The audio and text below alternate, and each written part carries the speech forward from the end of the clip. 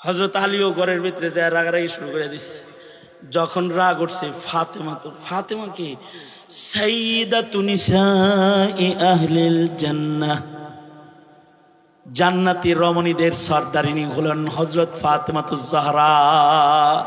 আল্লাহু আকবার, আল্লাহু আকবার বলেন। আল্লাহর রাসূল বলে, কেউ যদি ফাতেমারে কষ্ট দাও সে আমারে কষ্ট দিলা। হযরত আলীর রাগ হইছে ঠিকই, কিন্তু মনে পড়ে গেছে, হায় হায় রাগ না। হযরত আলী সাথে সাথে ঘর থেকে বের হয়ে গেছে। আর রাগ উঠলে পরে ঘরের ভিতরে ঢুকে খিল মারে, ঘর আটকায়, সিটকারি লাগায়। রাগ উঠলে, রাগ হয়েছো যাও বাইরে চলে যাও। কই যাইবা? রাগ হয়ে আবার বারে যাও না, তেলে মদ খাইবা। রাগ হয়ে আল্লাহর কাছে যাও, ছগলখুরের কাছে যাও না, ঝগড়া লাগাই দিব। বাজারে যাও না, পিন মারবো, তোর বিয়াটা ভালো যায় হইছে না রে, হইছে না, তুই শান্তি পেলি না রে, শান্তি পেলি না। এরকম একটা কুবুদ্ধি দিয়া বউর উপরে আরো খেপায়া দিব।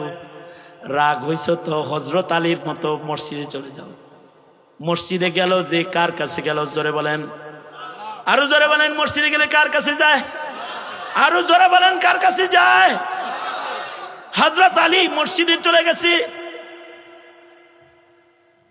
আর রাগ যদি উঠে তাহলে নিয়ম হলো, রাগ উঠলে দাঁড়ানো আসো, বৈশা পড়ো, বসা আসো, শুয়া পড়ো। শুয়াও রাগ থামে না, তাহলে একটু গড়াগড়ি করো। তাছাড়া ওযু করো, গোসল করো, ঠান্ডা করো, রাগের নামাও। ওয়াল কাযিমিনাল গায়জ, রাগকে নিয়ন্ত্রণ করো।